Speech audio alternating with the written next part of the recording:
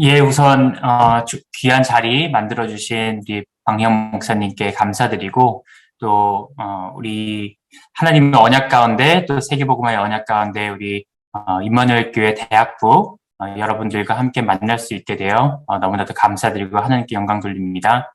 지금부터 약 한 1시간 정도 함께 포럼을 나눌 텐데 귀한 은혜의 시간 또 응답의 시간 되기를 기대하고 기도합니다.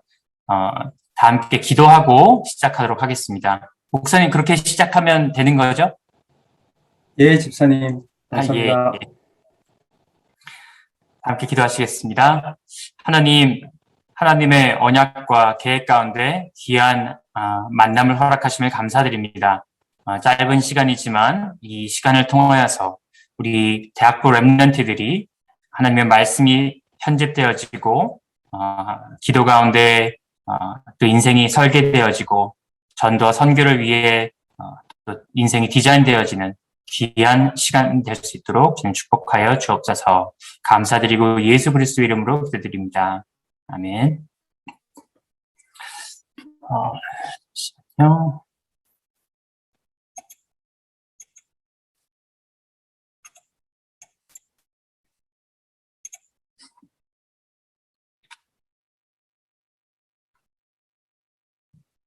예, 화면이 보이시나요? 예, 알겠습니다. 저희 목사님께서 오늘 이제 주제는 이제 237 경제와 랩넌트 경제인데 어떤 내용을 랩넌트들과 나눴으면 좋겠는가 좀 상의를 드렸었습니다. 목사님께서 말씀해 주시기를 글로벌 경제 리더들이 최근에 좀 화두가 되고 있고 또 많이 얘기하고 있는 그런 좀 분야에 대해서 좀 얘기하면 좋겠다라고 말씀을 해주셔가지고 오늘 한 40분, 50분 정도 글로벌 경제 동향에 대해서 잠깐 좀 설명드리고 그리고 또 혹시 여러분들도 질문 있으시면 또 질문 함께 또 포럼하고 하면 좋을 것 같습니다. 저는 지금 글로벌 경제 동향이라고 하면 다들 뉴스나 이런 거 통해서 접하셨겠지만 굉장히 급변하고 있습니다. 특히 유 목사님께서도 4차 산업혁명 이런 거 말씀하시고 또 코로나를 통해서 또 여러 가지 변화가 많이 일어나고 있는데 또 그와 함께 불확실성도 함께 증가하고 있습니다. 그래서 이거는 제 소견이 아니라 글로벌 경제 리더들이 다 얘기하는 이제 그런 좀 토픽이라고 보시면 될 것 같습니다. 그래서 오늘 얘기는 글로벌 현황과 또 거시적 변화가 어떤 흐름이 있는지 또 그 변화에 대해서 국가들은 또 회사들은 어떻게 대응을 하고 있는지 또 제가 이제 일하고 있는 이제 회사에서 어떻게 변화에 대한 대응을 하고 있는지를 예로 하나 좀 들려드리고 그리고 혹시 궁금하신 점 있으시면 함께 좀 나누도록 하겠습니다. 우선 제 소개를 먼저 하겠습니다. 그러니까 우리 김요한 회장님이신가요? 김요한 우리 랩런트께서 설명해 주신 대로 저는 PwC라는 회사에서 근무를 하고 있습니다. 근무한 지는 이제 16년이 넘었고요.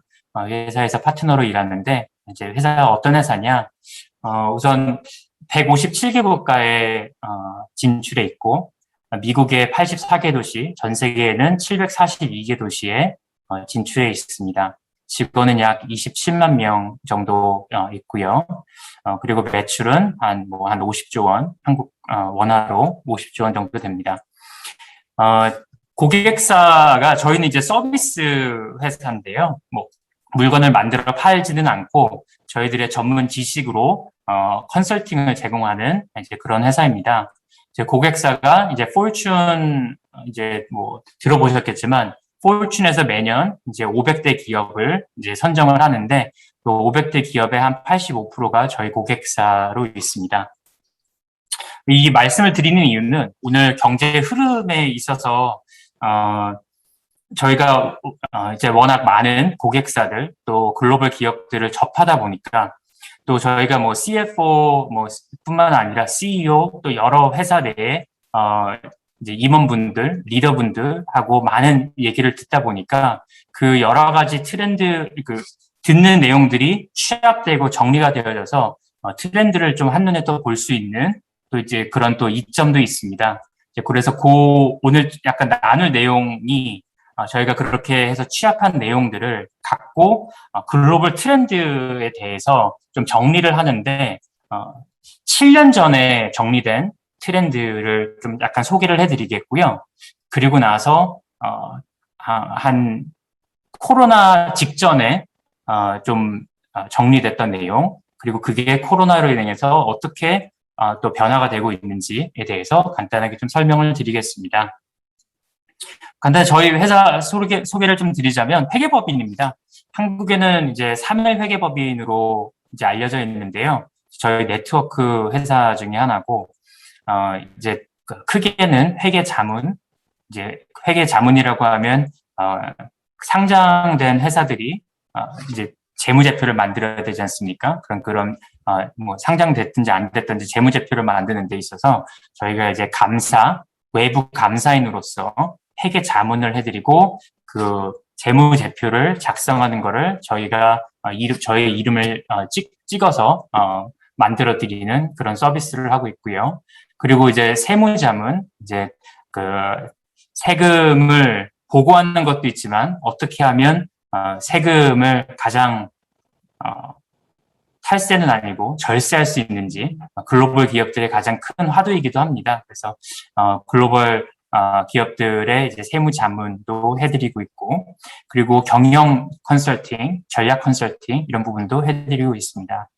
저희가 회계법인이라고 뭐 생각하시면 보통 회계, 세무 이렇게만 생각을 하시는데, 아까 말씀드린 대로 워낙 많은 이제 기업들의 얘기를 듣고 정보를 접하다 보니까 그걸 갖고 전략 또 경영 컨설팅도 함께 제공하는데 좀 이점이 있습니다. 그래서 뭐 아실만한 것들은 예를 들어서 노트 7이 그 좀 발화 이슈가 있었지 않습니까? 몇 년 전에. 그래서 계속 불이 나고 뭐 배터리에서 하는데 이제 그 일이 터지고 직후에 뭐 하루 내로 이제 저희 인력들이 함께 투입이 돼서 글로벌리 이거를 이제 이슈 파악 그리고 글로벌리 이 리스크죠. 이 리스크를 매니지하는 관리하고 어떻게 이거를 외부에다가 커뮤니케이션을 해야 되고 내부적으로 이거를 단속을 해야 되고 또 위기를 관리해야 되는지 이런 것들을 다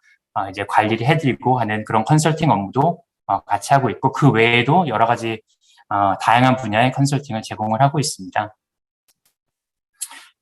또 업종도 좀 다양합니다. 그러니까 아무래도 이제 회계법인이다 보니까 다른 데도 마찬가지입니다. 예를 들어서 이제 그냥 컨설팅 회사 아니면 회계법인, 금융사 이런 경우의 회사들은 좀 다양한 업종의 고객사를 좀 접할 기회가 많습니다. 그래서 혹시 뭐 이 비즈니스 쪽으로 좀 생각을 하고 계시다면 컨설팅, 회계법인, 금융 이쪽으로가 좀 다양한 업종의 그 경험을 좀 쌓으실 수 있는 방법이 될 수도 있을 것 같습니다. 그래서 다양한 업종의 고객사들을 접하시고 또 그냥 수박 겉핥기식으로 그냥 알고 넘어가는 게 아니라 깊숙이 좀 들어갈 수 있는 그런 좀 기회들이 좀 있습니다. 이렇게 말씀을 드리는 이유는 이제 이러한 이제 그 저희 업종의 한 가지 좀 이점이라고 할 수 있겠죠. 를 통해서 글로벌의 비즈니스 현황, 비즈니스뿐만 아니라 사회적인 현황까지도 좀 파악할 수 있는 좀 그런 부분이 있습니다. 아까 말씀드렸다시피 7년 전에 정리된 내용 그리고 얼마 전에 또 정리된 내용, 코로나로 어떻게 또 좀 변화가 되고 있는지 좀 흐름을 함께 좀 나눌 수 있도록 하겠습니다. 7년 전에 나온 내용입니다. 여러 가지 기업들과 사회, 경제, 정치에 대한 내용을 종합하여서 5개의 트렌드를 파악을 하였습니다. 이게 다는 아니고 근데 큰 웨이브라고 하죠. 큰 웨이브들이 뭐가 있는가, 우리 인류는 어디로 향하고 있는가에 대해서 파악을 한 내용입니다. 우선 첫 번째로는 인구와 사회적인 변화, 또 글로벌 경제력의 이동, 또 급속한 도시화로 인해서 야기되는 문제들, 또 기후변화, 또 기술의 진보가 또 우리 이 첫 번째 네 가지를 어떻게 영향을 미치고 있는지, 이런 내용들에 대해서 좀 볼 텐데요. 여러분들 어떠실지 모르겠는데 제가 막 설명을 하는 것보다 간단하게 영상을 좀 보시도록 하겠습니다.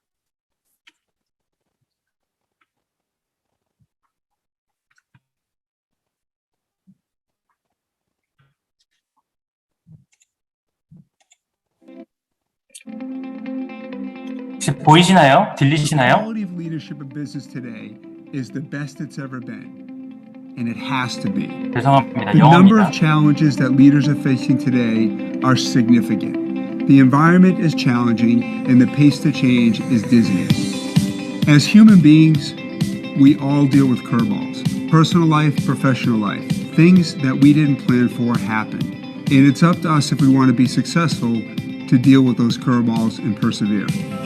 At PwC, we have the privilege of visiting with thousands of companies and executives throughout the year. We have tremendous insight that we're provided through the dialogues we have with those executives. And from what we've seen over the last several years, business is doing terrific. Yes, the environment has been tough. Companies are doing very well and delivering great results for their shareholders and their other stakeholders. There are several reasons for optimism. For example, over 70% of companies in 2014 that reported their capital expenditures to the street are exceeding Wall Street expectations. Patent filings are up over 7% over last year, and bankruptcies are down almost 12%. And from my perspective, one of the most common characteristics of successful business leaders is the ability to persevere when something that you didn't plan came your way. Leaders have learned how to fail. Let me say that again. Leaders have learned how to fail. What we have seen at companies across the globe is companies introducing to their cultures a willingness to try, make mistakes, and learn. Learning from failures is unto itself a critical business process. The second reason businesses are doing so well today is there's plenty of opportunities. In order to succeed, one needs an opportunity. And at PwC, we're seeing our clients take advantage of a number of opportunities, and we call those the 5 global megatrends. A megatrend is a macroeconomic force that's shaping our society. It's factual, scientific, and it's certain. The most important thing to understand about megatrends is that they affect society as a whole. And because they affect society as a whole, we're talking about a business's customers, employees, and stakeholders. And the reason this is so important, because in order to stay relevant to those groups, a company needs to address these megatrends. Demographic shifts. The changes taking place in demography across the globe is a drama that's playing out before our very eyes. Today, 40% of our world is getting older. We know those as countries such as Japan, Russia, Spain, and Italy, and 55 other countries that have aging population challenges. Across our globe today, there's 350 million people over age 70. In just 25 years, that number goes to 850 million. Accelerating urbanization. In 2008, for the first time ever, more than 50% of our planet lived in cities. What's even more astonishing is that in just the next 20 years, that number will go to over 70%. This will go down in history as the Great Migration, as people flock from rural areas to urban areas all across the globe. So what does that mean? Well, for one thing, it means that there'll be over $40 trillion spent on infrastructure in just the next 25 years. Shift of economic power. By 2050, the GDP of the emerging market 7 countries will be double that of the G7 countries. Newfound capital will be invested all across the globe as they look to diversify their newfound wealth. Climate change and resource scarcity. To support a population of more than 8.3 billion people by 2030, the Earth will need 50% more energy, 40% more water, and 35% more food. Demand and competition for these commodities will only increase as populations rise. Technological breakthroughs.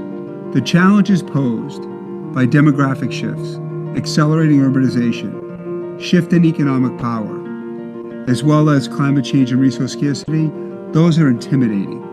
And in many cases, this last megatrend is the answer. Technological advancements across our world are allowing businesses and society to meet the needs of the other megatrends. For example, we've made significant progress in desalination to meet the world's growing needs for fresh water. And in one case, technology has been developed to turn moisture into water to feed growing agricultural needs in certain parts of the world. The cloud is changing the way businesses are run. Mobile is allowing access to new markets that weren't accessible in the past. And big data is driving advancements in artificial intelligence that in the past were only a dream.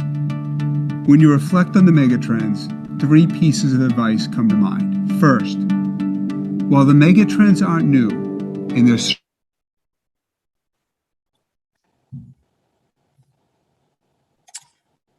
제가 스크린 쉐어를 잠시만요. 다시 하겠습니다.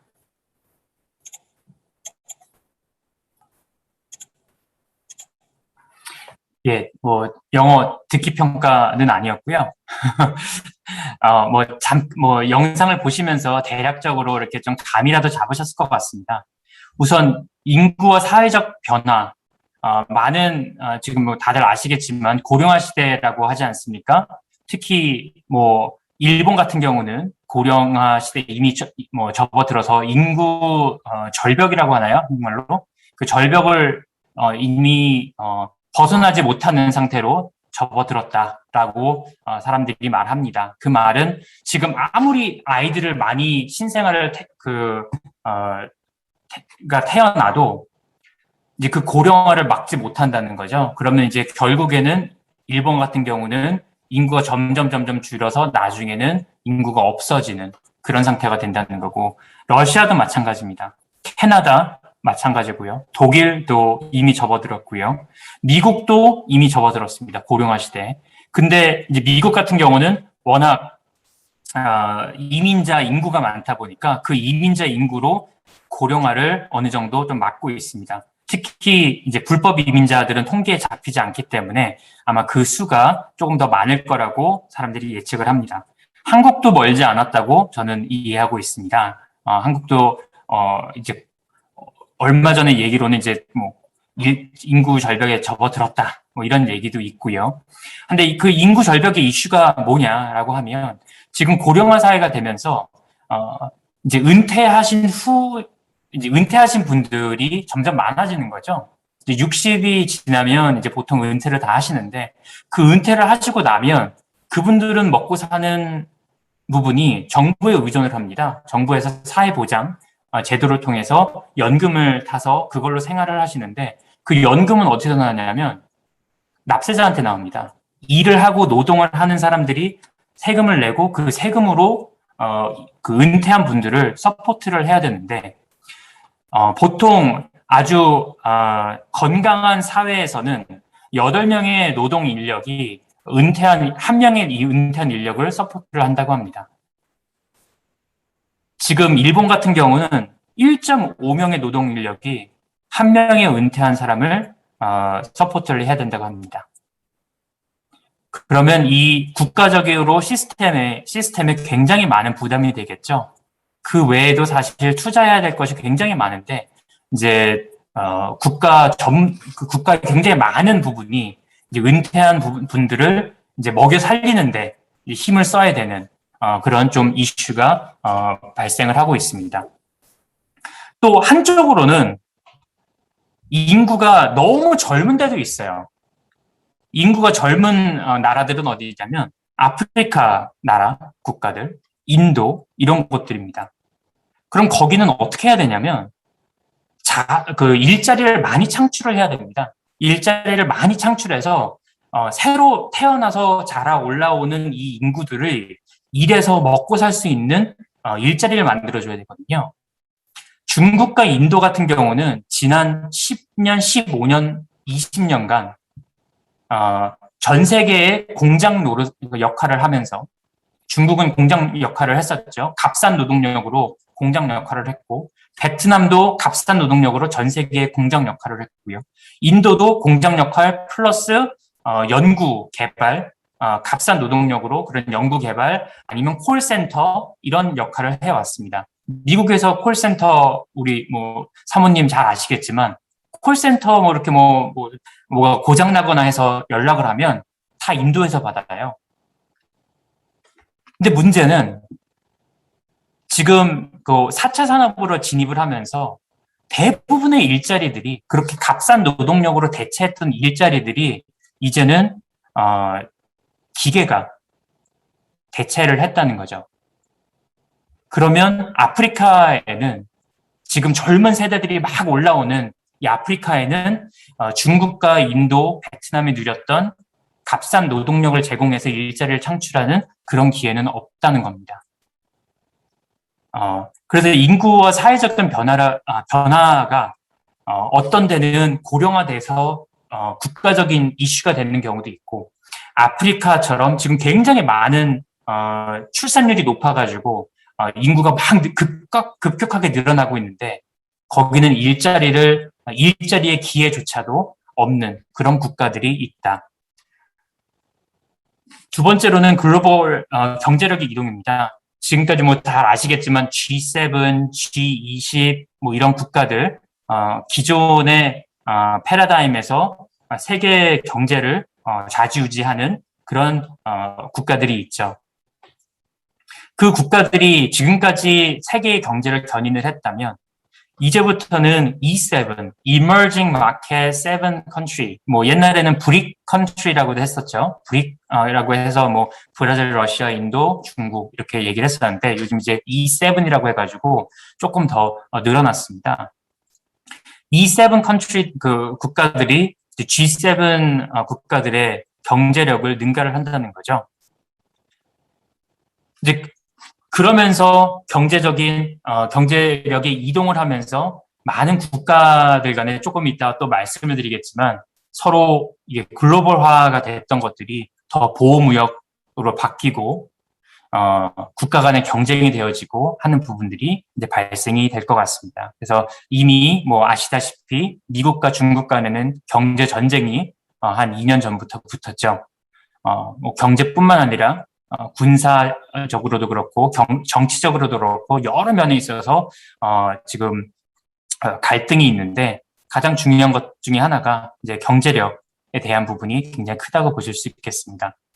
세 번째는 이제 급속한 도시화인데요. 이제 도시화가 되면서 점점 계속 이제 도시로 사람들이 몰려드는 거죠. 이제 도시화가 되면 뭐 새로운 사실은 아니지만 한국 같은 경우만 봐도 이제 수도권에 한국 전체 인구의 반이 살지 않습니까?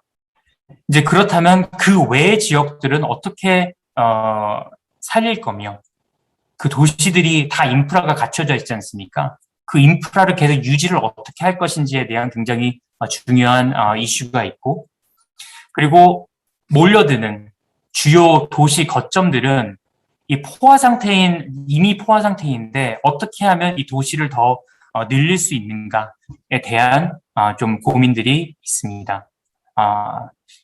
아까 보셨지만 또 우리 또 많은 업계에서는 급속한 도시화를 통해서 또 굉장히 좀 중요한 또 기회를 포착하는 경우도 있습니다. 인프라 투자의 37트릴리언이라고 했는데요. 뭐 많은 숫자입니다. 제가 한국 원화로 이게 환산이 지금 바로 안 되는데 큰 돈이고요. 그 많은 이제 그 투자가 필요하다 보니까 거기에도 이제 많은 이제 회사들도 많은 관심을 갖고 있고 또 근데 이제 또 거기 사는 사람들은 삶의 질에 대해서 많은 고민을 하게 되는 그런 현실입니다. 네 번째로 이제 기후변화랑 자원 부족인데요. 뭐 이미 많이 아시겠지만 나중에 또 조금 더 커버를 하겠습니다. 이 부분은. 근데 기후변화 또 자원 부족, 이것이 사실, 경제 전체적인, 사회 전체적인 부분에 많은, 지금 이슈가 되고 있습니다. 그래서 뭐 이미 들어보셨겠지만 한국도, 이제 뭐 넷 제로다라고 해서, 이제 탄소 중립화 이런 선언을 문재인 대통령이 하신 바 있고, 또 미국에 있는 주요 자동차 업계에서는 뭐 이제 5년 후에는 지금의 가솔린 자동차를 더 이상 생산하지 않겠다. 뭐 이런 발표도 하고 있습니다. 근데 이런 처음 네 가지의 부분을 이제 사회적으로 국가적으로는 기술의 진보를 통해서 해결을 하겠다라는 얘기를 하고 있고요. 특히 급속한 도시화를 통해서 뭐 예를 들어서 뭐 식수를 어떻게 다 조달할 거냐에 대한 질문에 대해서는 바닷물을 식수화하는 이런 기술을 계속해서 진보화시켜 나가고 있고, 에너지 조달은 어떻게 할 것이냐, 뭐 여러 가지 이런 그 시대적인 이슈들을 기술로 해결을 하겠다라는 그 글로벌 리더들의 생각과 다짐이라고 보시면 되겠습니다. 이게 7년 전입니다. 1년 반 전에 나온 새로운 이제 프레임워크인데요. 메가 트렌드는 메가 트렌드인데 지금 사회적 현상을 어떻게 봐야 될 것이냐에 대한 프레임워크입니다. 그러면 아까 말씀드렸던 큰 줄기 흐름들은 흐름대로 가고 있고, 그런 가운데 사회적인 현상들이 몇 개가 일어나고 있습니다. 이제 이거를 뭐 이제 그 단어를 그 자를 따서 아답트라고 하는데요. 첫 번째는 불균형입니다. 다들 아시다시피 전 세계적으로 봤을 때 그 부의 균형이 점점 맞지 않아가고 있는데요. 뭐 들어보셨겠지만 전 세계의 많은 부를 굉장히 소수의 인력이 갖고 있다라고 하잖아요. 그게 과거에는 뭐 50년 전, 100년 전, 500년 전에도 이 정도로 불균형이 크지는 않았다고 합니다. 지금은 이 불균형이 어느 정도냐면 전 세계적으로 봤을 때 딱 8명이 가진 부가 전 세계의 50%, 전 세계 인구의 50%가 가진 부와 맞먹는다고 합니다. 이 정도의 부의 소득의 그리고 또 부의 불균형은 수천 년 전 고대 페르시아 그때까지 거슬러 올라가서 그때 있을까 없을까 했던 그 정도의 불균형이라고 합니다. 뭐 열심히 노력해서 돈 많이 벌었는데 뭐 페이스북, 애플, 뭐 다 구글 뭐 열심히 해서 자기들이 돈 번 건데 그게 무슨 문제냐. 여기서 사회적인 이슈는 뭐냐면 그렇게 되면서 중산층이 없어져 가고 있다. 중산층도 이렇게 좀 레벨이 있을 거지 않습니까? 중산층의 밑바닥이 점점 없어지고 있다라는 게 사회적으로는 굉장히 큰 이슈가 되고 있습니다. 그럼 그 중산층은 어떻게 할 것이냐, 어떻게 살아나가야 될 것이냐에 대한 질문이죠. 거기다가 아까 말씀드렸던 그 기술의 진보를 통해서 또 4차 산업혁명을 거치면서 그 중산층의 그 좀 아래쪽에 있는 중산층이 하고 있는 일들은 대부분 기회가 대체하게 될 거라는 거죠. 그러면 그 중산층은 어떻게 먹고 살아야 될 것인가에 대한 좀 사회적인 이슈가 좀 있습니다. 거기에 디스럽션, 기술이 진보를 하는데 디스럽션은 좀 그냥 단어 그 자체로 얘기를 하자면 파괴한다는 건데요. 그리고 기존의 틀이 무너뜨리는 이제 그런 그 단어의 뜻인데 기술 쪽에 그 테크놀로지 회사들 쪽에서는 디스럽션이라는 건 굉장히 좀 긍정적인 또 단어이기도 합니다. 기존의 룰들을 무너뜨리고 새로운 기술로 재정의를 한다. 이제 이런 부분도 있는데요. 뭐 여러분들 다 아시겠지만 이제 경제가 기존의 물건을 만들어 파는 이런 경제 아니면 서비스 경제에서 플랫폼 경제로 이제 이동을 했지 않습니까? 그래서 뭐 구글이나 뭐 애플, 아마존 이렇게 플랫폼을 장악한 회사들이 전 세계의 부를 다 가져가고 있는 이제 그런 상황인데요. 이 플랫폼 경제가 들어오면서 특히 소셜 SNS라고 하죠. 한국의 SNS 문화가 이제 전 세계적으로 들어오면서 생각하지 않았던, 의도치 않았던 문제들이 발생을 하고 있습니다. 한국의 자살률이 굉장히 높다고 하는데요. 이건 한국만의 문제가 아닌 것 같습니다. 전 세계적으로 60대 남성이 죽는 가장 큰 이유가 자살이라고 합니다. 60대 남성입니다. 60대 남성이 죽는 가장 큰 이유가, 많은 이유가 자살이랍니다. 남자뿐이냐? 여자들도 마찬가지입니다. 15살에서 25살 사이의 여자 중에서 가장 크게 도드라지는 비헤이비어, 뭐라고 할까요? 현상이라고, 손목에 줄 칼로 긁는 거라고 합니다. 이 두 가지가 SNS를 통해서 의도치 않게 사회적으로 영향을 미치는 현상 중에 두 가지. 뭐 다른 것도 많이 있겠죠. 의도치 않았던 이제 그런 부분이라고 합니다. 유 목사님 말씀하시다시피 4차 산업 시대가 도달을 했는데 우리 랩런트들은 5차 산업 시대를 장악할 주역이다라고 말씀하셨죠. 특히 4차 산업을 통해서 나타나는 여러 가지 후유증을 치유해야 한다. 이미 그 후유증을 전 세계적으로 보고 있고요. 그것이 파악이 돼가지고 의도치 않은 결과물이다라는 이제 학계의 스터디가 나오고 있습니다. 저희 회사에서도 리서치가 나오고 있습니다. 이 아답트라는 이 프레임워크 틀이 저희 회사에서 파트너 25명을 선정을 해가지고 전 세계 68개국을 다니게 했습니다. 68개국을 다니게 해서 각 국가마다 주요 회사들, 기업들의 최고 경영진들, 또 그 해당 국가들의 그 정부 인사들을 만나서 각 국가의 문제점들, 고민하는 것들을 다 파악해서 취합한 부분이 이 5가지입니다.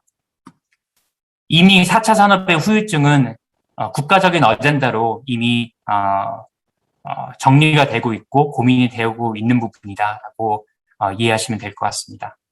아까 말씀드렸던 고령화 문제, 이 고령화를 통해서 어떤 국가적인 시스템적인 위기를 초래하고 있는지 아까 말씀드렸고요.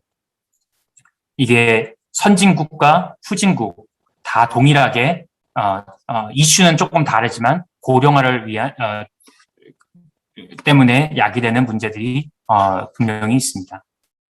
양극화. 양극화라고 하면 아까 전에 말씀드렸던 불균형과도 조금 연결이 되는데요. 부가 굉장히 이제 그 불균형적으로 배분이 되면서 양극화가 되는 부분도 있고요. 나이별로 양극화가 되는 경우도 있고요. 한국의 뉴스 보면 정치적으로도 굉장히 양극화가 되어 있고요. 근데 이것이 비단 한국만의 문제가 아니라는 거죠. 미국도 그렇고 전 세계적으로 정치, 경제, 사회 전 분야에 걸쳐서 양극화가 이루어지고 있습니다. 이 첫 번째 3가지, 불균형과 파괴와 고령화가 되면서 사람들은 어쩔 수 없이 자기와 더 비슷한 사람들끼리 뭉치게 되어 있습니다. 서로 뭉치게 되다 보니까 국가주의, 아까 말씀드렸던 보호무역, 우리나라 먼저, 우리 국가의 국익 먼저를 우선시하는 그런 트렌드가 절대 우연이 아니라 이 첫 번째 세 가지 문제를 인해서 야기된 그런 부분이라고 보실 수 있겠고요. 그러다 보니까 많은 사람들이 불만이 많은 거죠. 나는 정말 열심히 일을 했는데 절대 부를 축적하는 것 같지가 않고 어떻게 살아야 될지 미래가 잘 안 보이고 고령화되면서 정말 세금 부담이 커지고 또 미래가 안 보이다 보니까 정치인들은 포퓰리즘으로 갈 수밖에 없는 거죠. 이게 비단 한국만의 문제가 아니라 전 세계적으로 마찬가지 똑같은 문제들을 겪고 있습니다. 문제들이라기보다 그런 현상들이죠. 현상들을 보이고 있습니다. 그러다 보니 국가적인 시스템의 신뢰가 붕괴되고 있습니다. 한국만의 문제가 아니라 미국도 마찬가지고요. 유럽도 마찬가지입니다. 국가에 대한 신뢰, 또 그러니까 국가적인 신뢰라고 하면 정부에 대한 신뢰, 또 법적인 시스템에 대한 신뢰, 정말 공정이 실현되고 있는지에 대한 신뢰죠.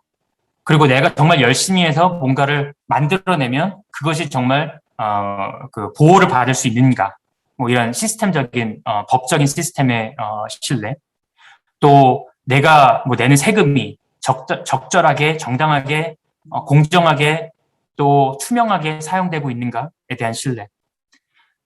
이 신뢰가 국가적으로 전 세계적으로 무너지고 있다라는 게 이제 공통적인 글로벌 트렌드이고, 많은 리더들이 정부의 리더들이나 또 산업계의 리더들이 고민하고 있는 이제 현상들입니다.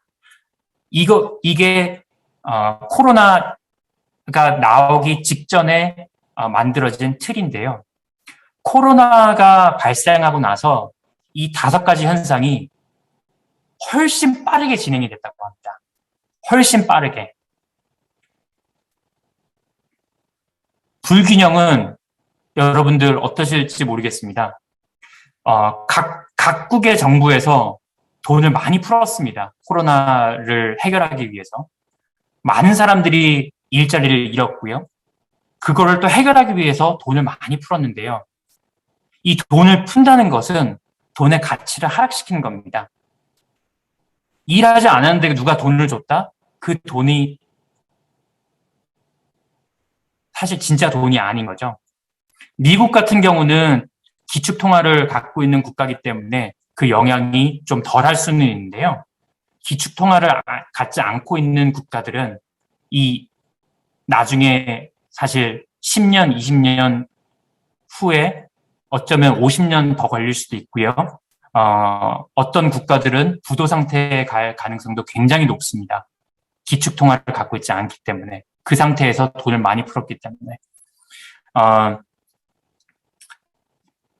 이 불균형은, 근데 그런 가운데 몇몇은 정말 상상할 수 없을 정도의 부를 더욱더 축적을 하게 되는 거죠. 한번 전 세계 틀이 한번 흔들리는 가운데 더 큰 부를 축적하게 되는 거죠. 불균형은 코로나를 통해서 더 급속도로 불균형이 발생할 겁니다.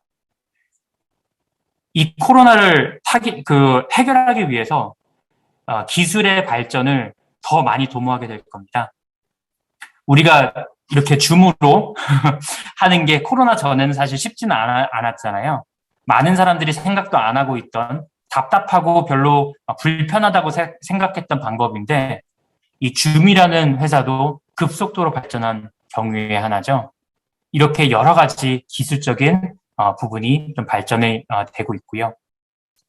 양극화도 더 많이, 더 빨리, 또 국가에 대한 신뢰도 더 빨리 없어지고 있습니다. 코로나를 통해서 더 많은 위기가 더 빨리 닥치고 있다는 거죠.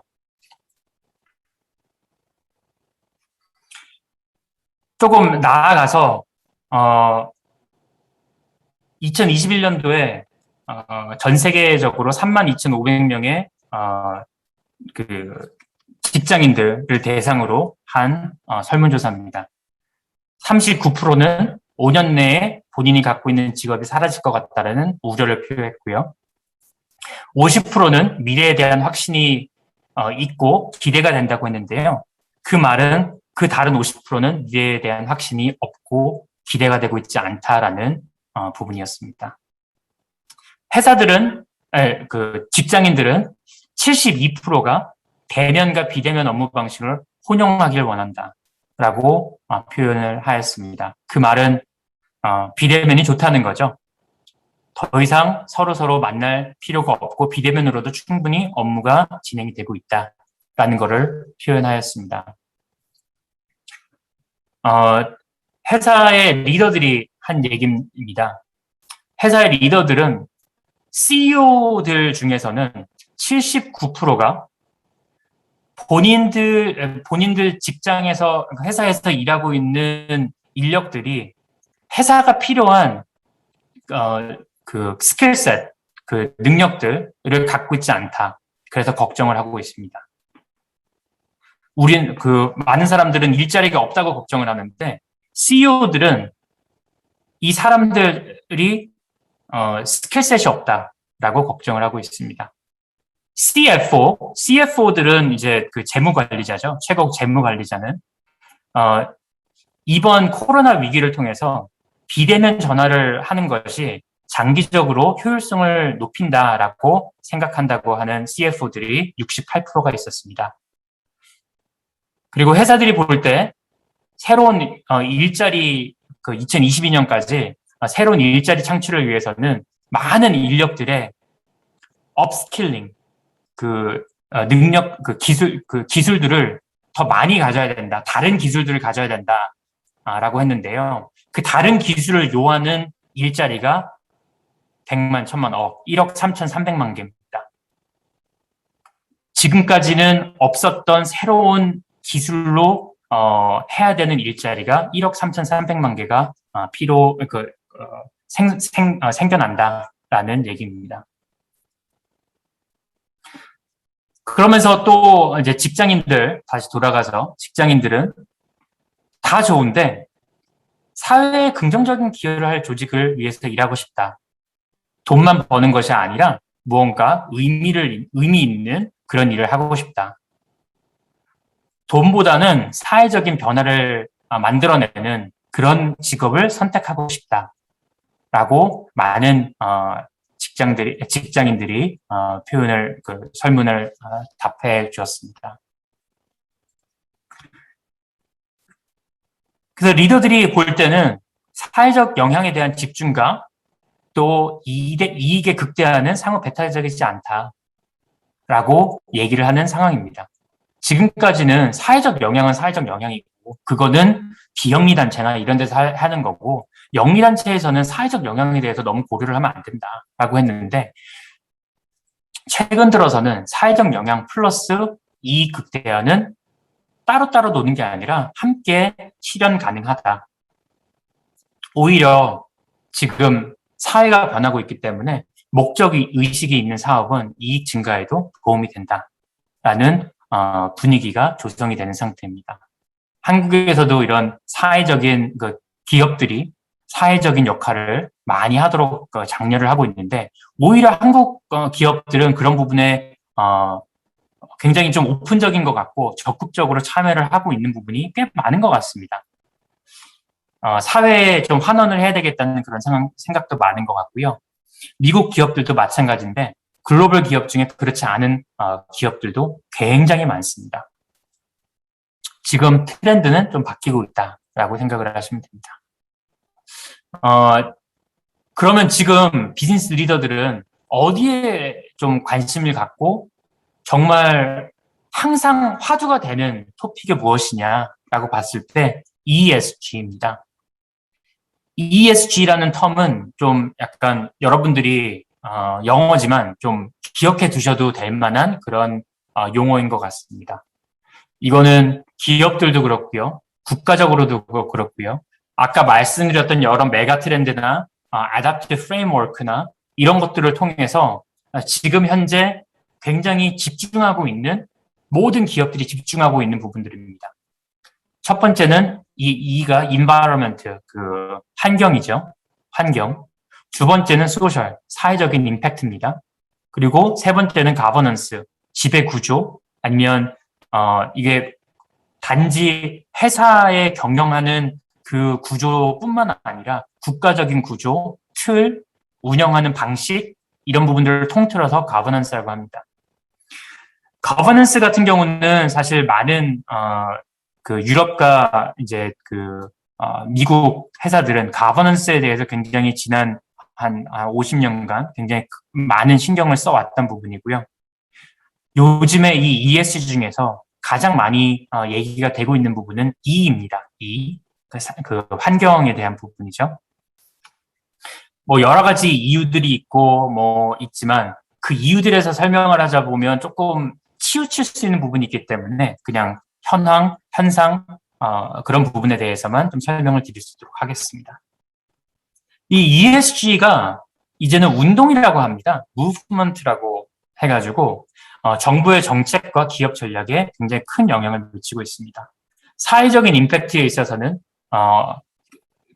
이제 그 인력 관리부터 시작해서 그 사회적인 커뮤니티에 대한 부분, 또 다민족, 다문화, 또 성적인 그런 게이, 레즈비언 이런 것들 있잖아요. 그런 부분까지도 다 포용하는 사회적인 임팩트를 좀 얘기를 하고 있는 부분이 있고요. 가버넌스는 아까 말씀드린 대로 기업과 또 국가적인 운영 방식, 방향, 또 투명성 이런 부분들을 함께 폭발하고 있습니다. 이 중에 이제 그 환경 부분들은 이제 재활용 또 이 기후 변화에 대해서 어떻게 대응할 것인지 또 아까 말씀드렸던 그 리소스들이 고갈되어 가고 있는데 그것들은 어떻게 문제들을 해결해 나가야 될 것인지 이제 그런 부분들을 얘기를 하고 있고요. 이 중에서 아까 말씀드린 대로 이제 environment 환경에 대해서 가장 많은 고민을 하고 있다라고 하는데요. 작년 올해 걸쳐서 이제 뉴스를 보시면 다 아시겠지만 굉장히 많은 기업들이 넷 제로 선언식을 하였습니다. 넷 제로 선언식은 뭐냐면 이 탄소 배출량을 넷 제로로 만들겠다는 겁니다. 그래서 EU 같은 경우는 이미 그 선포를 했고요. 한국도 지금 로이터 통신이나 이미 다 그 외신을 탔는데요. 작년에 2050년까지 그 탄소 중립을 달성하겠다라는 선언을 하였습니다. 거기에서 많은 정책적인 미국 같은 경우는 이미 정책적으로 보조금이라든지 정부의 지원 정책이 많이 발표가 된 상태고요. 많은 테크놀로지 기업들, 여기 뭐 구글, 마이크로소프트, 아마존, 애플, 페이스북 이렇게 있는데요. 여기도 다 탄소 중립화. 나이키 부터 유니레버, 마이크로소프트, 벤츠 이런 회사들도 다 선언을 하였습니다.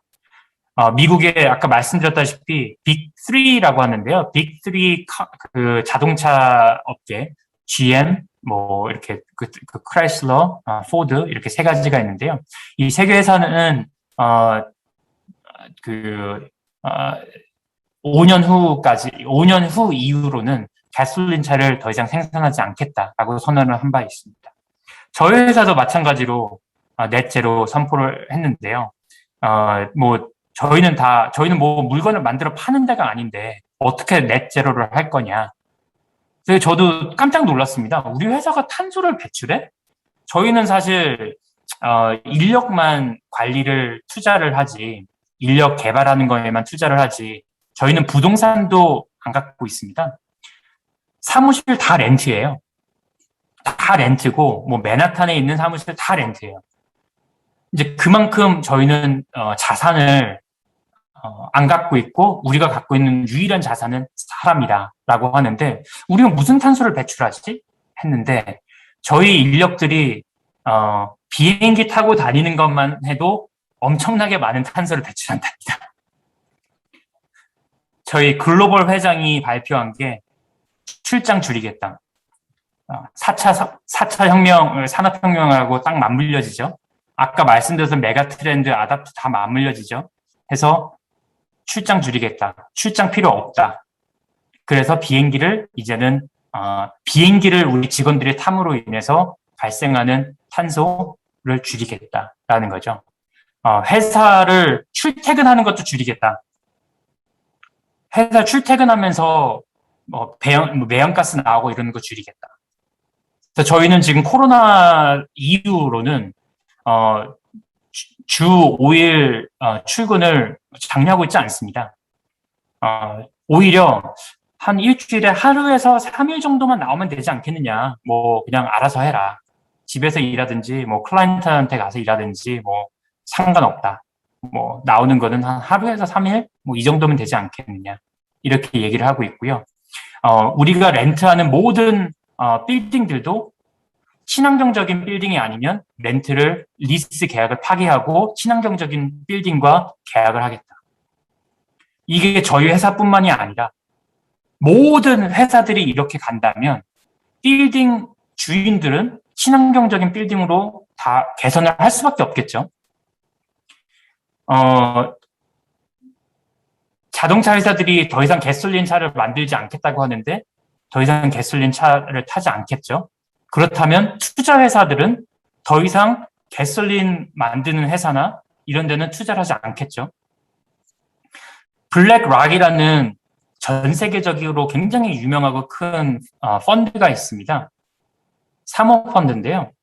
그 펀드에서는 이미 공식적으로 선포를 했습니다. 이 넷제로 운동에 참여하지 않는 회사에는 우리는 투자를 하지 않겠다. 이 ESG의 E를 무시하는 회사들은 투자를 하지 않겠다라고 해서 투자를 철회한 경우가 몇 개 사례가 있습니다.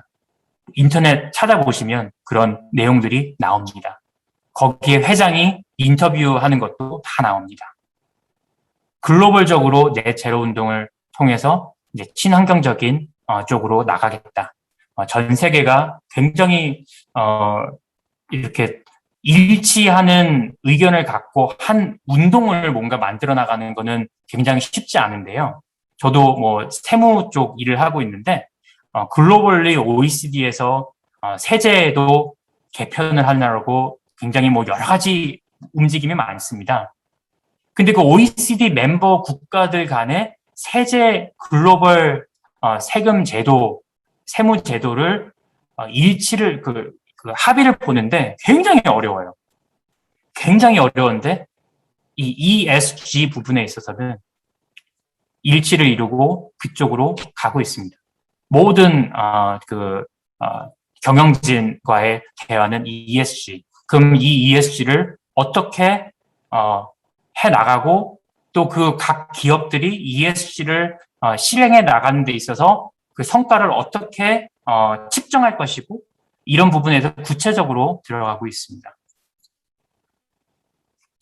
이 ESG 운동이 좀 전에 말씀드렸다시피 글로벌 사회를 완전히 탈바꿈하게 될 것입니다.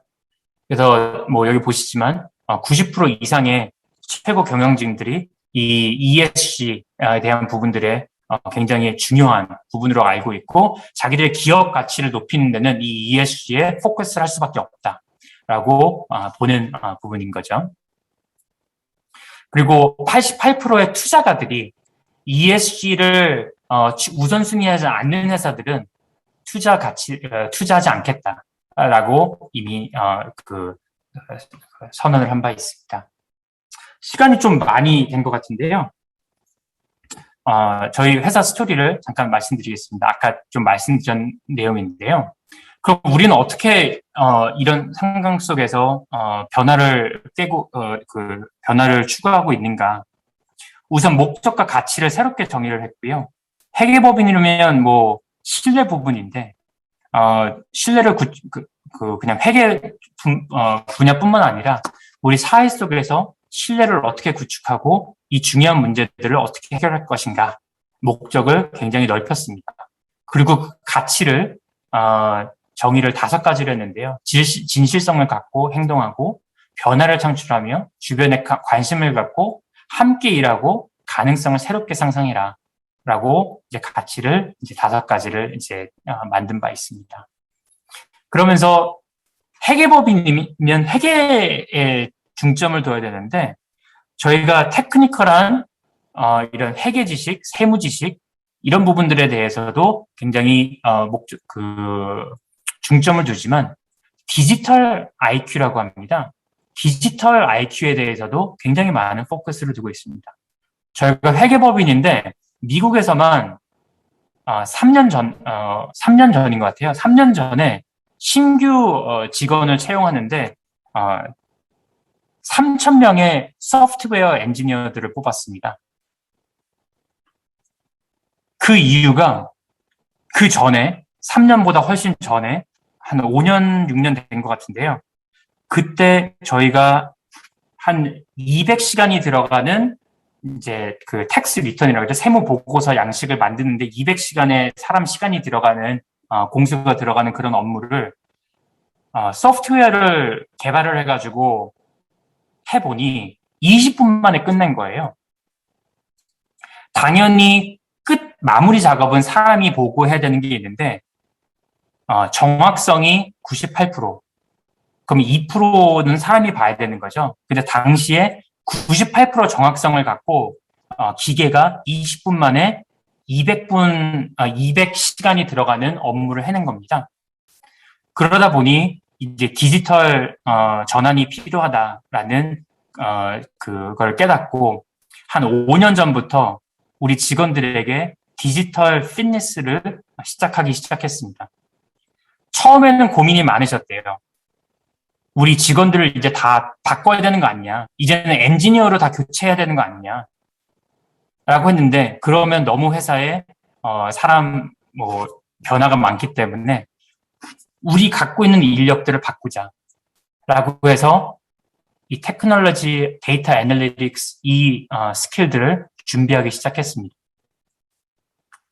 지금 들어오는 친구들은 오히려 엔지니어링 백그라운드가 있으면 더 잘 뽑아줘요. 회계사가 아니라. 아니면 회계사 자격증이 있지만 이 테크놀로지 아니면 데이터 분석 기능 이런 것들을 대학교에서 클래스들을 들었느냐 안 들었느냐가 굉장히 중요한 저희가 인터뷰할 때 중요하게 보는 부분 중에 하나입니다. 디지털 아카데미 여러 가지 디지털 프로그램들을 통해서 모든 직원들이 디지털화 시키고 있습니다. 그건 저희 파트너인 저희들도 예외가 아닙니다. 다 똑같이 트레이닝을 받고 있고요. 딱 분리해내서 엄청나게 저희 회계만 했던 친구들, 세무만 했던 친구들이 이제 컴퓨터 코딩을 배워가지고 코딩화 작업을 하고 있고 그러고 있습니다. 여러 가지 부분에서 이제 오토메이션이 일어나고 있고요. 시간이 없기 때문에 쭉 가면 아까 말씀드렸던 이제 society 그래서 여기서의 키는 우리는 하나입니다.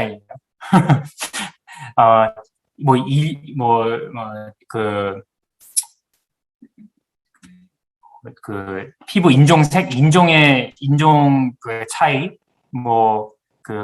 성적인 그런 본인이 지향하는 그런 게이냐, 레즈비언이, 트랜스냐, 이런 거에 대한 부분, 종교적인 부분, 이런 폴리티컬 정치적인 부분, 이런 걸 다 허용을 해야 된다라고 해서 이 트레이닝을 다 받습니다. 모두가 받습니다. 그래서 이 다이버시티와 인클루전이라고 합니다. D&I라고 해서 요 D&I도 좀 많이 비즈니스 업계에서 좀 얘기되고 있는 부분입니다. CEO들이 D&I에 굉장히 많은 관심을 갖고 하고 있고요. BL 워크웰이라고 해가지고 이 모든 걸 열심히 다 하고 있는데 요즘에 보면 사실 과거에는 직원들 건강 체크 많이 해줬거든요. 당연히 건강 체크 매년 받고 하는데 요즘에는 건강만 관리해주는 게 아닙니다. 정신적인 부분, 또 이 이모셔널한 부분, 또 영적인 부분까지 관리를 합니다. 이거는 제가 만든 파워포인트가 아니라요. 저희 대학에 가져가서 우리 회사 오세요. 우리 회사 소개 자료예요. 그대로입니다. 좀 지금 보여드리는 자료들이 그대로인데요. 이런 영적인 부분, 정신적인 부분까지도 관리를 해줍니다. 아이들이 일을 많이 해요. 저희 뭐 사실 많이 하는 거는 사실 다 열심히 하고 많이 하는데, 예, 친구들이 뭐 일을 하다가 너무 힘들고 뭐 이러니까 저희 앱이 있습니다. 앱 누르기만 하면 바로 연락이 와요. 앱 누르면 바로 연락 와서 상담사가 연락 옵니다. 영적인 부분도 마찬가지예요. 저희 사무실마다 다 명상하는 명상 룸이 있고요. 거기에서 클래스를 합니다. 요가를 해줍니다. 그래서 20분, 30분씩 시간 내서 생각을 비워라. 영적으로 리차지해라. 재충전해라. 그리고 이 명상 앱까지 해줍니다. 가끔 밤에 늦게 일할 때 이렇게 찬양도 듣고 하는데요. 명상 앱 딱 켜놓고 하면 일 잘 될 때 있어요.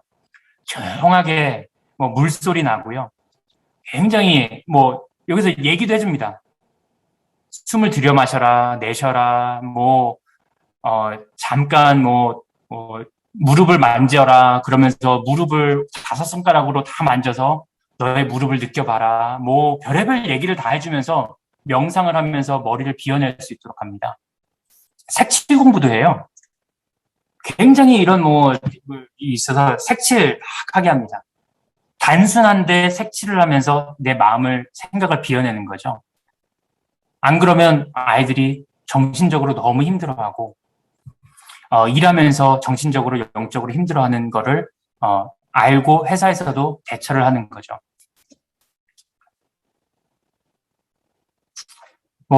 좀 전에 말씀드린 거가 계속 약간 연장선상에 있는 것 같습니다.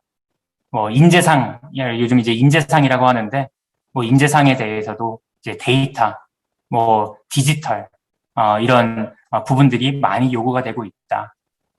하지만 그의 반대면에는 영적으로, 정신적으로 많은 어려움이 있고 그 어려움을 또 도와주기 위해서 여러 가지 다른 방법들을 쓰고 있다.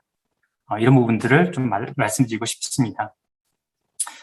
제가 준비한 건 여기까지고요. 사실 얘기가 좀 길어진 것 같은데요. 자세하게 좀 더 좀 설명드리고자 하다 보니 좀 설명이 길어진 것 같습니다. 그래서 아까 전에 말씀드렸던 전체적인 글로벌 트렌드, 또 프레임워크 있으면서 회사들은 이런 것들을 어떻게 대처하고 있는지 좀 설명을 드렸고요. 그럼에도 불구하고 영적인, 정신적인 문제들은 계속 증가하고 있다.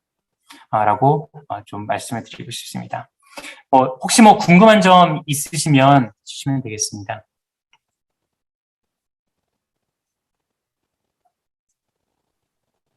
네, 혹시 제 질문 하나 해도 괜찮겠습니까? 안녕하세요. 저는 임마누엘 교회 대학을 섬기고 있는 김연옥 랩런트라고 합니다. 일단 저희 팀에서 좀 질문했던 내용들이 있었는데 그 부분이 좀 안 나와가지고 그 부분에 대해서 먼저 좀 질문을 드리겠습니다.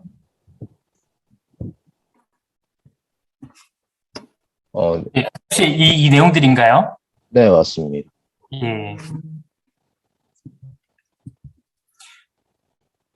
제가 어떤 부분들을 좀 어떻게 하면 좋을지 몰라서 우선 여기 이렇게 띄워놨습니다. 여기서 다루길 원하시는 질문들을 좀 알려주시면 좀 말씀드리도록 하겠습니다.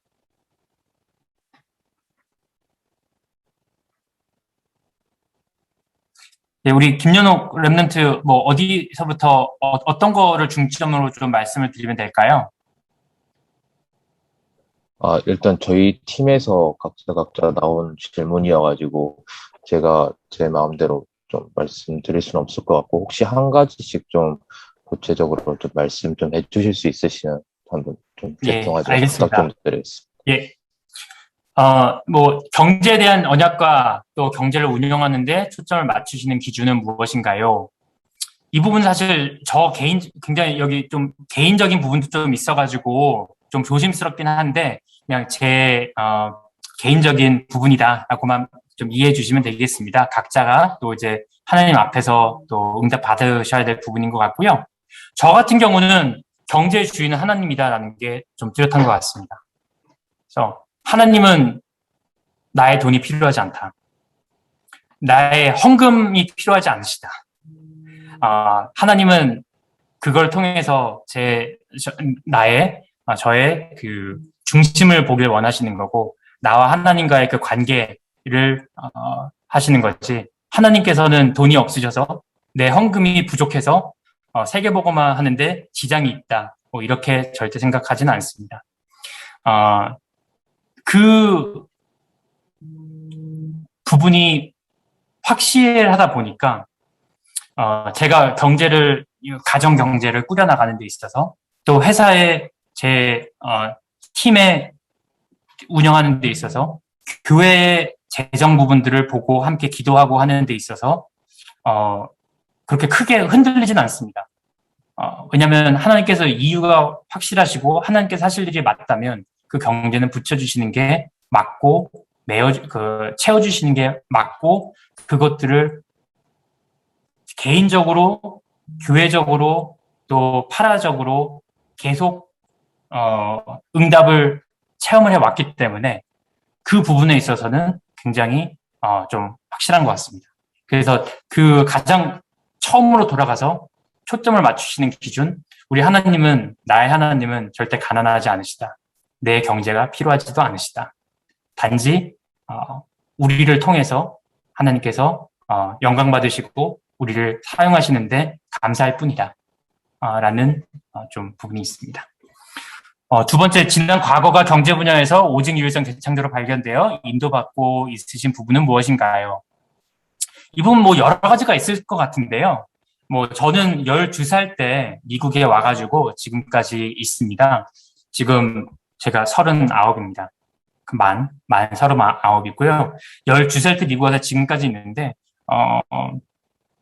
사실, 그러다 보니까 이제 한국어, 영어가 편합니다. 편하고요. 그러다 보니까, 근데 이제 대학교를 마치고 이제, 취업을 준비하는 데 있어서 사실 세 군데서 이제 오퍼가 들어왔어요.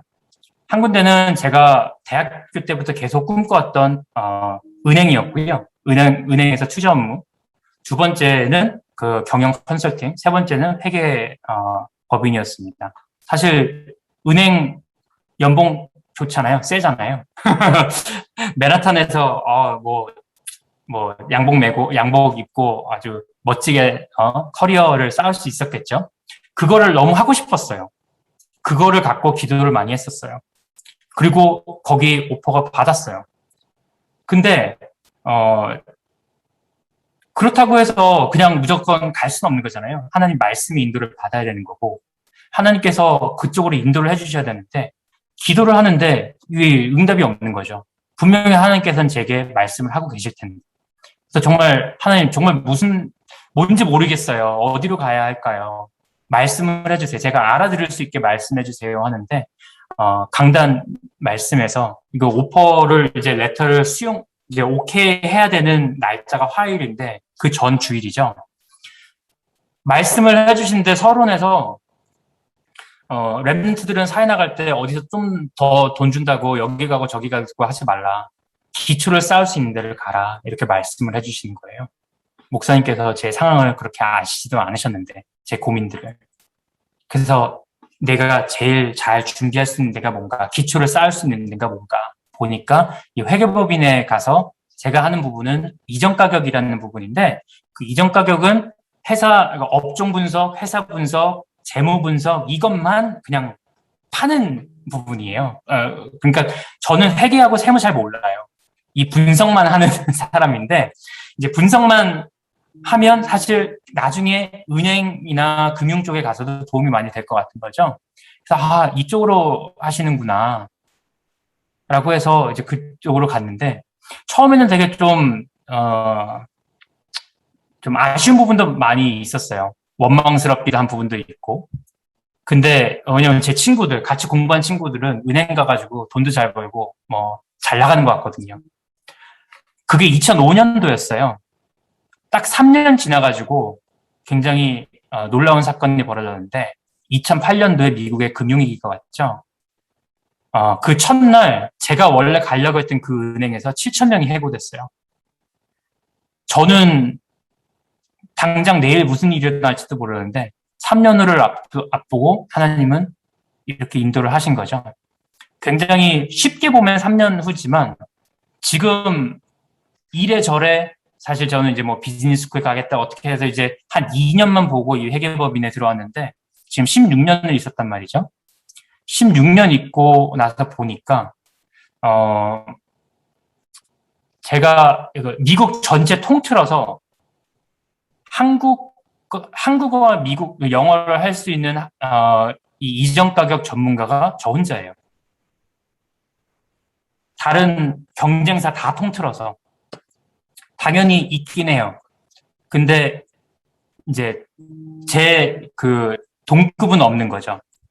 후배들은 있어요. 아주 되게 1차원적인 부분을 말씀드려서 좀 죄송하긴 한데 하나님 말씀 따라가다 보니까 이런 1차원적인 부분까지도 하나님께서 유일성의 축복을 주시더라고요. 그래서 뭐 지난 과거 제 인생 12살 때 와서 뭐 한국 문화, 영어, 뭐 미국 문화 다 잘 알고 유목사 메시지 들어야 되니까 한국어 계속 하고 이러다 보니까 이제 그런 또 이제 잠재되어 있던 것들이 있었는데 이제 그것들이 나중에는 이제 또 이런 부분 이제 뭐 지금 업계에서도 그렇게 쓰임을 받고 있고 또 저는 이제 다락방 시대 흐름에 있어서도 정말 지금 이제 1세대 목사님들 선배님들께서 이제 좀 이제 은퇴하시는 그런 또 이제 부분이 있고 그렇다면 우리 미국에 있는 2세, 3세 다민족 237 우리 그 랩런트들에게 언약을 전달을 해야 되는 그런 사명감, 소명감 이런 것들을 또 함께 갖고 있습니다. 급변한 산업 영향에 따라 경제금융에서 가장 변한 흐름 또 이런 부분들은 아까 전에 제가 뭐 1시간 동안 설명을 드렸기 때문에 더 필요는 없을 것 같고 혹시 더 궁금하신 부분들이 있으면 또 개인적으로 연락 주시면 되겠습니다. 뭐 성전 건축, 헌금 방법, 단번, 장기, 평생 말씀하셨는데요. 뭐 제 생각에 이 부분도 말씀 따라서 인도 받으시면 될 것 같아요. 뭐 헌금을 갖고 펀드나 투자하는 이런 부분들이 또 이제 보수적으로 생각하시는 분들은 되게 좀 꺼려하시는 분들도 있으시고 또 우리 젊은 랩런트들은 이렇게 하면 충분히 세계에 있는 흑암 경제, 빛의 경제로 가꿀 수 있는데 이런 생각 하실 수도 있죠. 이런 부분들에 있어서도 제가 생각할 때는 가장 중요한 기준은 하나님의 말씀 따라가는 게 굉장히 중요할 것 같다. 다시 말씀드리지만 우리 하나님은 돈이 없으신 게 아닙니다. 전 세계에 있는 돈 뭐 다 하나님 거고요. 돈은 그냥 지폐 그냥 종이 조각일 뿐이지 이 부에 대한 부분에 있어서도 하나님께서는 절대 이런 부분이 막 많이 필요하신 건 아닌데 우리가 제 생각에 이 질문의 요는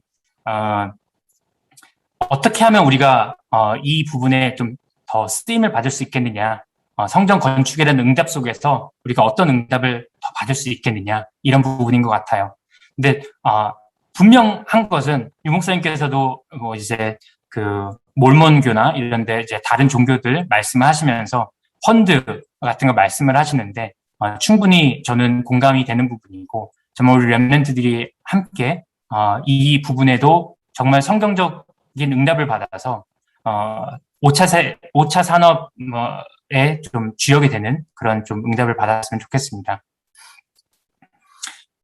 그래서 단번, 장기, 평생 이거는 그 각자의 그 상황에 맞게 좀 기준을 정하고 또 응답을 인생을 좀 디자인해 나가면 좋지 않을까 그런 생각이 들고요. 회계 분야를 준비하며 개인, 시대, 4차 산업, 경제 후유증 치유 부분을 준비해 보려 한다. 이 부분도 제가 좀 장시간에 걸쳐 말씀을 드린 것 같은데요. 회계 분야라고 해서 회계만 하는 게 아니라 사실 회계도 그렇고요. 모든 산업이 다 마찬가지입니다. 사람과 사람이 만나서 하는 거고 사람이 다 하는 거고요. 아무리 기계가 한다고 해도 기계가 다 대체를 못합니다. 현대차에서 인수한 보스턴 다이내믹스의 로봇 만드는 데거든요. 로봇 만드는 데인데, 그 로봇 만드는 회사에서도 CEO, CTO가 이렇게 말하더라고요. 지금 우리는 로봇을 만들었는데, 그 로봇들이 할 일을 만들게 하려면 다 프로그래머를 해줘야 된다. 아직까지는 그 사람들이 생각하는 공상과학 만화에서 나오는 그런 로봇을 만들려면 아직 20, 30년은 더 남았다. 아직까지는 다 사람이 하고 있는 그런 상황이고, 아마 그 사람의 역할은 없어지지 않을 것 같습니다. 그 말은, 어떤 분야든지 간에 이 후유증에 대한 치유 부분은 굉장히 중요한 부분이 아닐까 싶은 생각이 듭니다. 그 다음 부분도 제 생각에는 마찬가지로 좀 커버가 된 부분이라고 좀 생각이 들고요. 금융제도를 통해 교회당 매각을 막는 방법, 그리고 응급제도. 교회당 매각이라는 부분도 참 마음 아픈 부분인데요. 뭐, 미국에 1년에 몇만 개씩 사라지고 있다, 뭐 이런 말씀 많이 하시잖아요. 마음이 아프고, 사실 저희 뉴저지 원리스 교회도 교회당이 매각되는 부분이었어요. 100년이 넘은 교회인데, 교회당이 매각이 되고 있습니다. 그거를 저희가, 싸게, 매입을 한 거죠. 근데 아까 전에 보셨지만, 시대의 흐름은 도시화가 되고 있고요. 도시화가 되면 시골에 있는 교회들은 문 닫을 수밖에 없어요. 그것들이 다 통계에 잡히는 거거든요, 사실. 그렇다면 이 시대의 흐름은 그렇게 갈 수밖에 없다. 어쩌면, 그렇죠? 그리고 대형 교회의 수는 더 늘어날 수밖에 없다라는 생각이 좀 들고요. 그리고 아까 말씀드렸지만 사회적인 임팩트라는 그 키워드를 가지고 종교의 틀을 넘어서자, 다 포용하자, 이런 분위기로 가고 있거든요. 그 말은 전도하지 말라라는 얘기입니다. 더 이상 전도하지 마라. 다 서로서로를 인정해야지 라는 얘기거든요. 그렇다면 뭔가 이 전도가 계속 되어지지 않는다면 교회당 매각은 어쩌면 자연스러운 수순이 아닌가라는 생각이 들고요. 근데 제 생각에 또 질문의 요는 금융제도를 통해서 교회당 매각을 막는 방법. 글쎄요, 금융제도라는 거는 뭔가 금융이 돌려면 뭔가 자산이 있어야 되거든요. 근데 사용 용도가 없어진 건물을 금융제도로 막는다는 것은 좀 생각이 필요한 부분인 것 같습니다. 뭔가 사용 용도가 필요한 부분인 것 같고, 응급제도 굉장히 중요한데요. 이 부분은 질문을 받고 생각을 하면서 유 목사님께서 우리 교회가 1세기가 늦게 가고 있다라는 말씀을 하셨는데, 좀 공감이 되는 부분이 응급제도 아닐까 싶은 생각도 듭니다. 세상에서 그냥 말단 직원들한테도 연금에 대한 플랜을 가입을 하게 하고 미래를 보장해주고, 제가 그러니까 파트너라고 하면 사실 회사의 이제 오너거든요. 이제 지분을 주는 겁니다. 파트너 될 때 다들 그 선배 파트너들이 얘기해 준 게, 이제 너는 미래 걱정할 필요 없다. 회사가 너와 너의 가족들을 책임져 줄 거다. 그렇게 얘기를 해요. 그리고 그게 무슨 말인지를 하나하나씩 설명을 해줍니다. 그냥 회사도 그래요. 근데 우리 교회는 목사님들께서 은퇴하시고 나면 그 후에 어떻게 생활을 어떻게 하셔야 될지에 대해서 고민을 하셔야 된다는 거죠. 그러면 이거는 저희 회사가 지금 150년 됐거든요. 1세기 늦은 거죠. 그렇죠? 이런 부분에 있어서 교회가 미리미리 준비하고 그런 목사님의 지금 사역만이 아니라 이분의 전체 인생과 그 자녀들까지도 생각하고 고민하고 준비할 수 있는 그런 그릇과 그런 부분이 돼야 되는 거죠. 그래서 금융제도를 통해서도 필요하지만 더 먼저 이 질문하신 분은 정말 이런 부분들에 대해서 앞서가서 생각하시는 부분인 것 같고, 이런 생각과 고민들이 더 많은 분들과 함께 공유가 돼서 우리 교회에 이런 좀 아직 발전되지 않은 이런 제도들을 좀 보완할 필요가 있다라는 생각이 듭니다. 당연히 우리 목사님들, 하나님들의 사자 목사님들인데 하나님께서 준비해 주시겠죠. 다 해주시겠죠. 근데 그런 부분에 있어서 우리가 어떻게 쓰임을 받을 수 있는가에 대한 부분을 질문해 주신 것 같습니다. 그래서 그런 부분도 함께 좀 인도받을 부분이 있으면 모두가 함께 인도받아야 되는 부분인 것 같습니다. 경제관과 체험시켜야 될 것이 무엇인가? 글쎄요, 저는 경제관 여러 가지 세상에서 가르쳐주는 경제관 체험해야 될 것들, 세상에서 학교에서 다 잘 해주고 있는 부분이고요. 우리 랩런트들이 꼭 필요한 부분이라는 건 저는 헌금관 아닐까 싶습니다. 그래서 성경에서 헌금에 대한 또 제사에 대한 이런 부분들에 대해서 좀 많이 좀 보시고 발견하실 수 있으면 좋을 것 같고요. 특히 저는 이제 구약에서 또 성경 건축, 또 제사 이런 것들을 보면서 이런 헌금에 대한 부분들을 좀 봤던 것 같고 좀 마음에 담고 이렇게 하고 있는데요. 헌금관이 있다면 그 외에 세상적인 경제에 대한 지식과 이런 부분들은 또 학교나 다른 데서 이제 또 습득하시면 되지 않을까 싶은 생각이 좀 듭니다. 제가 시간이 어떨지 몰라가지고 저는 지금 이제 저녁이라서 괜찮은데 이제 한국에 계신 분들은 아침 낮 시간이라서 시간이 어떠신지 몰라서 그냥 쭉 그냥 빨리빨리 이제 그 질문들에 대한 답변을 드렸는데요. 혹시 이 중에 조금 더 궁금하신 게 있으시면 알려주시면 되겠습니다. 저는 시간은 여유가 있습니다. 네, 정님 저 하나만 질문 드리고 싶습니다. 저는 그 대학부 손원준 랩런트입니다. 시간 늦었는데 한 가지만 지금 아까 특강 때 그 집사님 마지막에 그 말씀해 주셨던 이런 그 피지컬적인 요소나 멘탈적인 요소나 아니면 영적인 이런 요소들을 가지고 이렇게 집사님 말씀하신 것처럼 기업이나 아니면 이제 개인이나 이렇게 도와주는 그런 이제 산업들이 그 선진국에서는 이미 활성화 많이 되어져 있고, 그리고 국내에서도 좀 상위권의 기업에서는 지금 활성화 많이 되어지고 있는 걸로 알고 있는데, 혹시 이런 웰니스 산업 그 분야에 좀 그 시장을 장악하고 있거나 또 좀 앞서 이 흐름을 가져가고 있는 좀 국내도 괜찮고 아니면 집사님 계신 미국 그런 기업들이나 혹시 그 단체를 좀 알고 계시면 좀 여쭙고 싶습니다.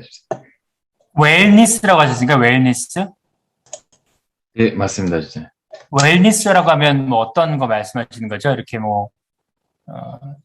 이런. 아까 그 집사님 말씀하신 것처럼 이제 신체적으로 그리고 정신적으로 영적으로 이렇게 건강하게 살아갈 수 있도록 이런 도와주는 이런 산업들을 조금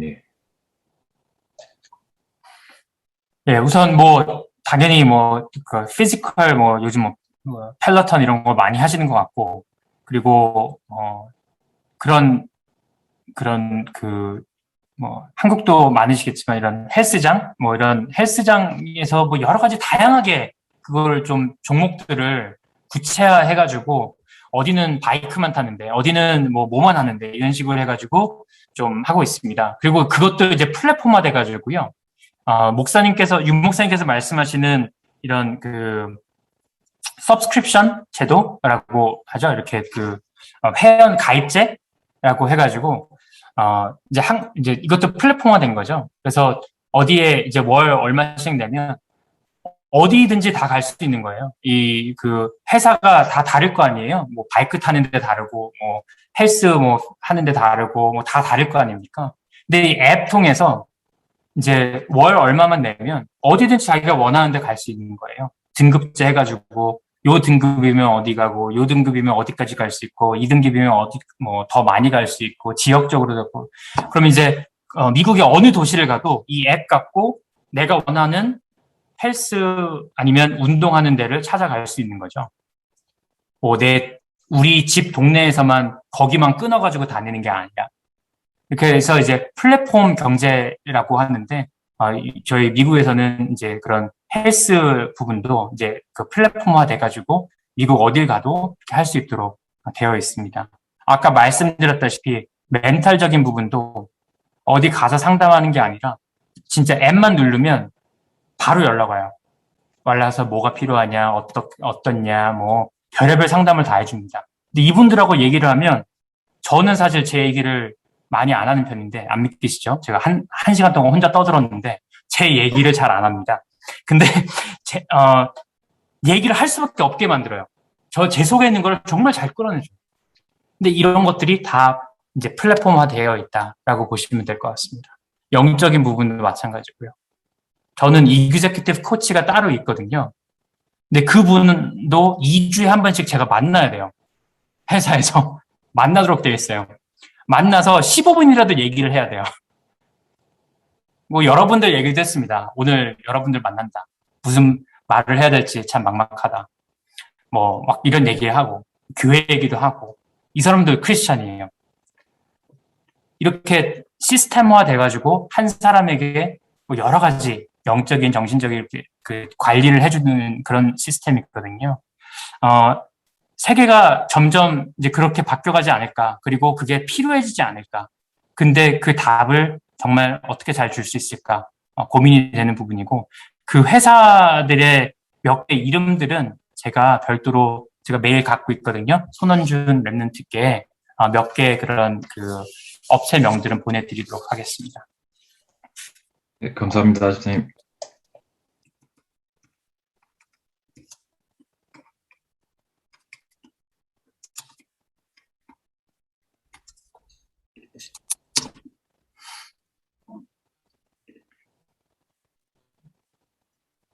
예, 또 질문 있으시면.